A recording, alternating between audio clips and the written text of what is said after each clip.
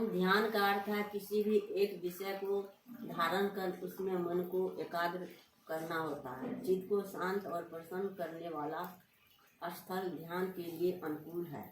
रात्रि, प्रातः काल या संध्या का समय भी ध्यान के लिए अनुकूल होता है। ध्यान के साथ मन को एकाग्र करने के लिए नाम स्मरण का सहारा लिया जा सकता है। ध्यान में हृदय पर, ललाट के बीच अग्रभाग में सांस की क्रिया पर ध्यान केंद्रित करना, इष्ट देव या गुरु की धारणा के पर ध्यान केंद्रित करना। गुरु की अर्जुन जिज्ञासा भगवान ने ध्यान योग के बारे में बताते हुए कहा, जो मनुष्य बिना किसी फल की इच्छा से अपना कर्तव्य समझकर कार्य करता है वह सन्यासी और योगी है। न तो वह अग्नि को त्यागने वाला सन्यासी होता है, न ही गरिमा को त्यागने वाला योगी होता है। अर्जुन, जिससे संन्यास सुख की इच्छा का त्याग किए बिना कभी नहीं कोई मनुष्य योग को प्राप्त नहीं कर सकता। जब मनुष्य सभी सांसारिक इच्छाओं को त्याग करके न तो सांसारिक सुख के लिए कार्य करता है न ही फल की इच्छा से कार्य करता है, उस समय वह मनुष्य योग में स्थित कहलाता है।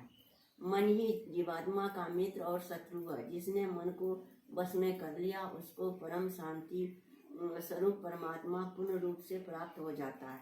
उस मनुष्य के लिए सर्दी, गर्मी, सुख दुख और मान अपमान सब समान हो जाता है। ऐसा स्थिर चित्त वाला मनुष्य परमात्मा को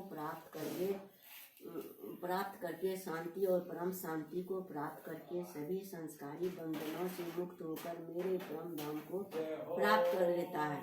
योग में स्थित मनुष्य को न अधिक भोजन, न अधिक सोना, न जागना, निमित्त जीवन निर्वाह के लिए कार्य करने वाला मनुष्य जगत की सारी कष्टों से मुक्त हो जाता है। योग में स्थित मनुष्य सभी प्राणियों में एक ही आत्मा का रूप देखता है, और जो मनुष्य सभी प्राणियों में मुझ परमात्मा को ही देखता है